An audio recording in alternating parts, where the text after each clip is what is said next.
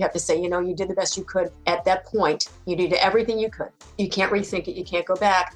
Always know that you love this person. You gave up part of your life for this person. And that in itself, whether you made the wrong or the right decision, doesn't matter. That in itself is such a show of love. I'm your host, Valerie Borgman, and this week I'm so excited to welcome Kim Plumridge. Kim shares her caregiving journey, and we're also talking about her award-winning short film, My Story of Alzheimer's Disease, highlighting a diverse group of families and their journeys. Kim is a woman who holds many titles: actor, director, producer, teacher, and yes, caregiver. Welcome to Desperately Seeking Senior Living, a podcast for sons, daughters, grandkids, and spouses who suddenly find themselves tangled in the search for senior living and care. If you like today's episode, don't forget to subscribe and check out our doable download in today's show notes for a printable summary of the show and a bonus tip from our guest. You're listening to our doable tips, short answers to your questions. Don't see your question listed? Send us a note. Then don't forget to subscribe so you never miss an answer. So do you want to jump right in and literally, we can start wherever you want to start on your caregiving journey and just like where it all began. Yeah. Where it all began all those years ago. Yeah. I had just started teaching a little bit, and I was working as a recruiter. I fell into that. As actors, we always have to have another job somewhere. I just kind of fell into it years ago. So I was doing that. And then my mom was diagnosed with Alzheimer's disease. And it was just a crushing blow, as it always is for families. And I think she was in her late 60s back then. Yeah, she was in her 60s. And I was in my early 40s. And I always tell people that even though I was in my early 40s, going through this journey with my mother, that is when I grew up. That is when I truly grew up, because I saw things and experienced things that were just so challenging and difficult. And when you see someone that you have always looked to as a source of security and comfort, and for answers start to change like that, in that way that Alzheimer's patients change, it was devastating. Yeah. I mean, in the beginning, my mother's younger sister and her husband took care of my mom. She went to live with them. But before too long, there was a few times where she got out of their house and started wandering. She turned their heat up to like way up. You could blow the house up. But, it was just they really couldn't care for her anymore. And so we had to make the decision to place her in a facility. And, I wish I had known about an organization like yours, because it was very hard to navigate that for me. My mother's sister was a nurse, so she knew a lot more about it than I did, but we had very limited options for her. From a financial perspective? Yeah. We don't have a lot of money.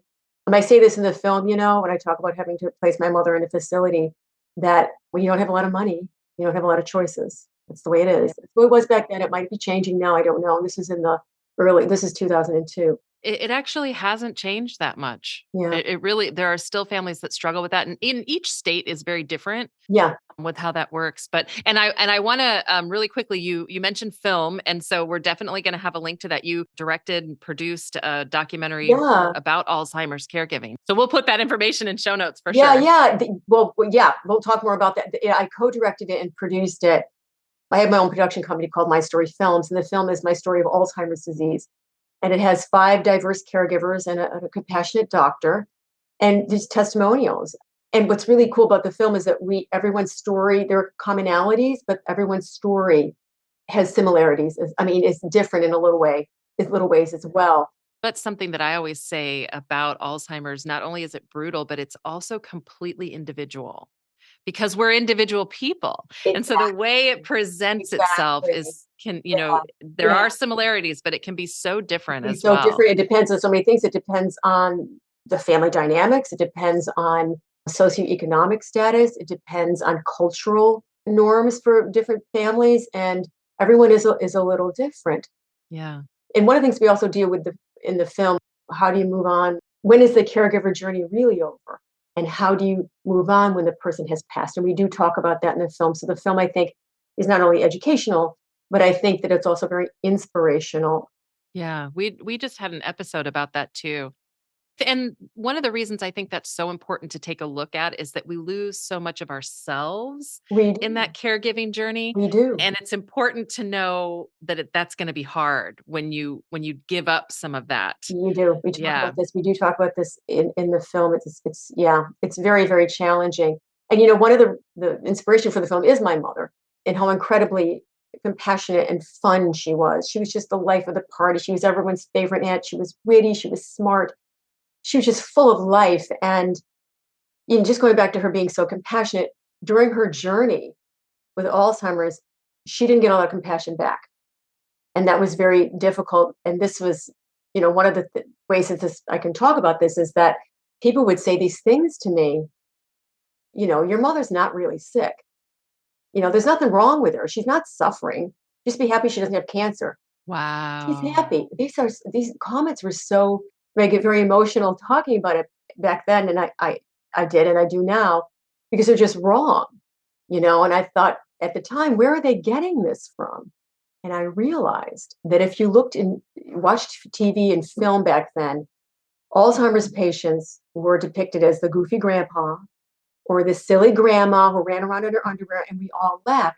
Alzheimer's patients were a joke. They were a joke in the media. And then, I remember seeing this one commercial for some Alzheimer's product, and it was so sanitized. The Alzheimer's patient was beautifully made up and hair perfect and beautifully dressed, serenely smiling. And the person who was playing the caregiver, the family caregiver, was also beautifully, immaculately dressed, serenely smiling. And I remember looking at these two and saying, who are these people? I have never seen anyone with Alzheimer's or any Alzheimer's caregivers that look like these people. And between my mother, yeah, and my mother and my father also had Alzheimer's disease. Between the two of them, I saw a lot of people with Alzheimer's disease. Never saw that. So yeah. So said to myself, well, if the media can be used to present an inaccurate picture, I can use the media to present a more accurate picture, to have an honest picture, to have a raw picture. I mean, some of the testimonials in the film are pretty raw, what we talk about and how we talk about grief. And then maybe those comments can be changed from, your mother's not really sick, she's not suffering, to comments such as, oh my God, I'm so sorry for your family. What can I do to help you? How can I understand this more? That's the purpose of the film really is to teach compassion, which is what I do, what I hoped I did as an actor and what I do as a teacher. And I thought, well, let's do that with this film. And the feedback on it so far is that people are saying, oh my God, I finally get it. The people who have seen it, people of all ages have said to me, even people who are older who you would assume would know more about it, have said to me, I had no idea it was that serious.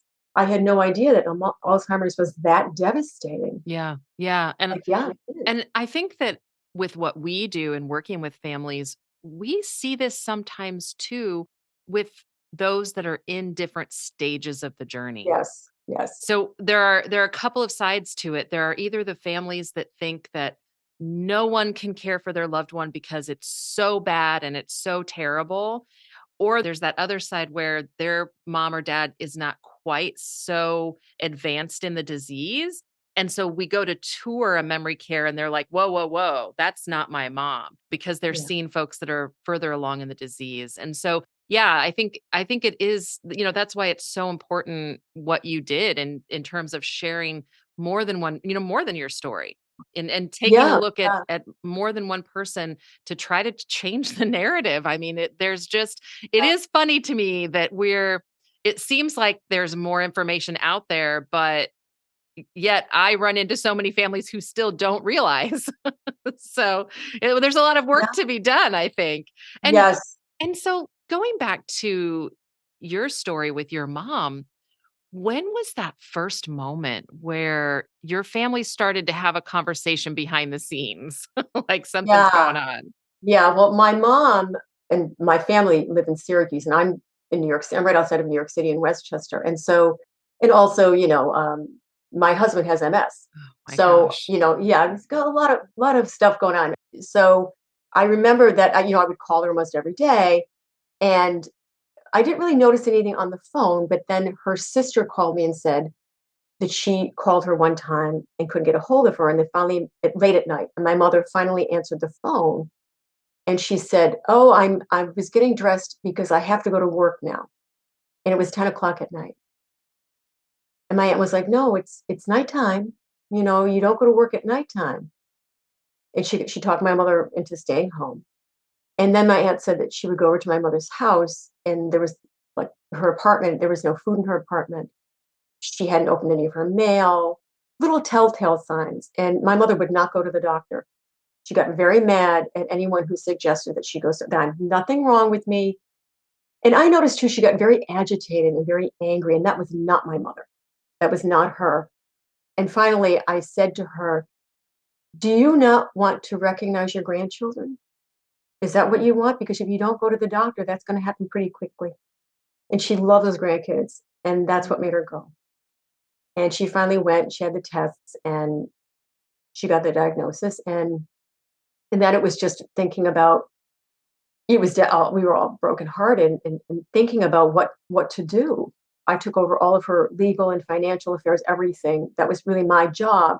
And I would try to go up to Syracuse every other month or maybe every 2 months to check in with her. And I remember the first time I went to see her after the diagnosis, she was staying with my aunt at the time. And I walked in the door and she looked at me, she had no idea who I was. And it had only been a year since I saw her in person. And she looked at me, she said, "I don't know you." And I remember looking at my aunt. And so I just sat there and then all of a sudden she went, "Oh, Kimmy." She knew me all of a sudden, but it was so it's just you feel it's such a feeling of panic in your bones. And then as she lived with them, she was getting out a lot. There were a lot of things happening. It was harder to take care of her. And so then we had to find some place for her. And there were limited places, limited. And having to navigate all of that stuff, the whole paperwork and all that kind of stuff, along with the emotional current of this was so difficult for me. And I can't really say too much about the places that she was in. I don't want to go there. Right.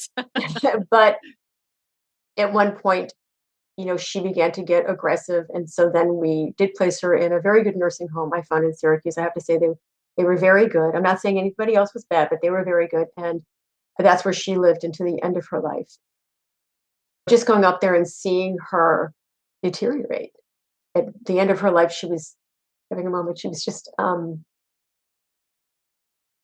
she was just lying in a bed and she couldn't move. And her body was all rigid. And I just felt so bad for her, you know, because that's not the life that she wanted. And we have to ask, as caregivers, we have to answer those questions. What did the person want? And I remember when I was very young, I think I was 14, and I remember there was this famous story about this woman who was in a coma, and I think her parents wanted to take her off life. I don't remember if the parents or the government wanted to take her off, whatever happened, but it was a terrible story, and it was on the news all the time in the 70s. And my mother said to me, I remember her looking at me and saying, "Don't do that to me." I will never forget that. I don't want to live like that with wires and tubes in me. Please don't do that to me. And I said, "Okay, I won't." So that's remembering that she had the peace of mind back then, years ago, to say that to me. So I could say to my brother and sisters, well, this is what she said to me when I was 14. And so, or she had a DNR. And along the way, too, we did find a wonderful elder care lawyer, wonderful person in Syracuse who was so good with me and my mom and so good with helping me get through that. My aunt was helping me get through all of these things. But my mother and I were so close, so close. I really felt that it was up to me to really understand and execute what she wanted done. And that's a lot to think about. And to this day, I always think, well, does she really want that? Or I know she said that at one point, but you can't do that to yourself. You can't. You have to say, you did the best you could at that point. You did everything you could. And I think that caregivers have to realize too that you do everything you can and to not regret your decisions because in the moment it was the right decision at that time. You can't rethink it. You can't go back. Always know that you took care of this person. You love this person. You gave up part of your life for this person. And that in itself, whether you made the wrong or the right decision, doesn't matter. That in itself is such a show of love.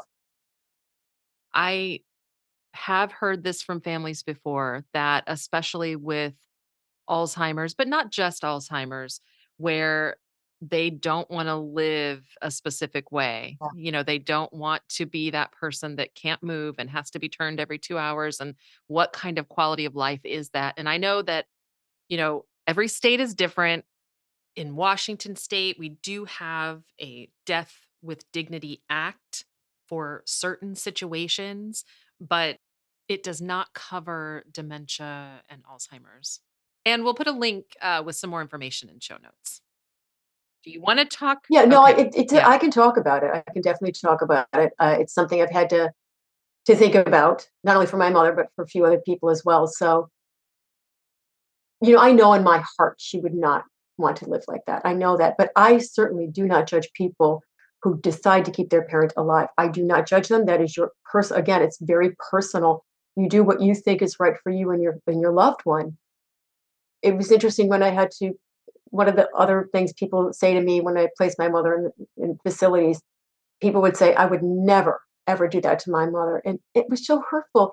I mean, I totally respect people who have the resources to keep their loved one at home. I wish I could have. We just didn't have it. So why can't you respect my decision to give her the best care I can in this situation? I don't know why I think that's one of the meanest things that people can say, and they still say it. And it really needs to be Yeah, called out, absolutely. because it's just heartbreaking enough to have to make that decision and then to have to people come in and make comments about it. Yeah, absolutely. None of these decisions are easy. No. And at the same time, you touched on grief earlier, and we haven't really talked about that part of it, but you're grieving this entire time because you're slowly losing your mom. Yeah. And Yeah. with your dad, which I know we haven't talked about as well, but and so you're going through all of this grief. So to have people comment on our lives in any way when they don't know, what it's really like, if they Yes. knew what it was really like. And so yes, I think we see it not just with, friends or outsiders, but also even Within within family. families. Definitely within families. I've heard those stories too. I've heard those stories too. It's very, very draining. And one of the things that we go through as Alzheimer's caregivers is this anticipatory grief because it's coming. You don't know when it's coming. It could be tomorrow, it could be 10 years from now. It's coming. And every day, it's like one long panic attack. Every day, it's with you. You can't get away from it. It never goes away until the person passes. And then there's a different kind of grief that takes over.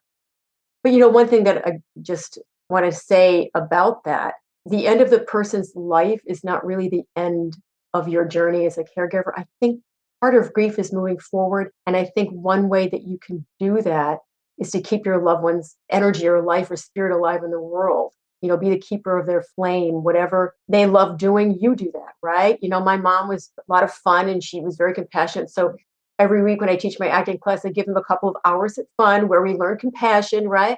So I celebrate her that way. If I ever have an opportunity to help somebody, like an old person, the other day in the grocery store, this older woman couldn't lift her bag. I packed all her bags up for her. I mean, when I have that opportunity, I celebrate my mother. She's here. Her spirit is here. I know that people say, at the end of that journey, it's so devastating. You feel almost, you're so drained. You don't know what to do. I think that's one way to help you to move forward. I always think, to do that. If I can say anything that's uplifting or inspiring today, I would say that. I love that. I absolutely love that. One of the things that we always ask our guests is if they have a doable tip, just one tip for families that are going through this. What would that tip be from you?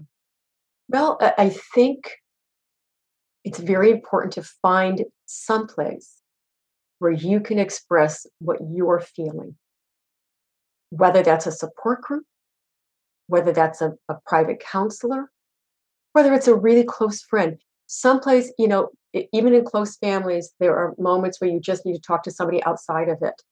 You just need to get away from it and outside of it. I really encourage people to do that, do that for yourself. It will make such a difference.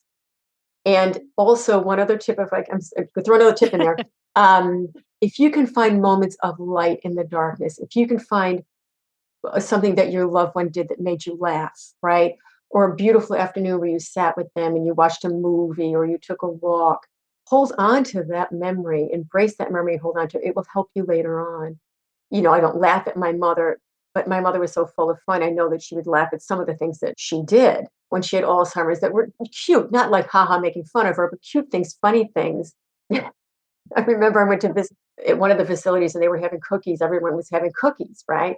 So my mother ate her cookies and then she was going around eating everyone else's cookies. And I couldn't stop her. I'm like, Mommy, stop. And she said, No, I can. And she just, and I think she would like me to have that memory of her. She would like that. And I'm Mm. not, it's different than being a joke in a movie. It's not that.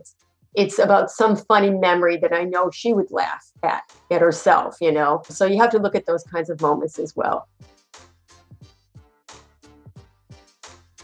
Today's episode is brought to you by ClearPath Senior Living Solutions. ClearPath helps families find assisted living, memory care, and other resources. Find our contact information in today's show notes. Check out this episode's doable download in show notes for details, including industry terms and definitions we discussed, as well as a bonus tip from our guest. Have questions or your own tips to share? Leave us a message. We'd love to hear from you. And until next time, make it doable.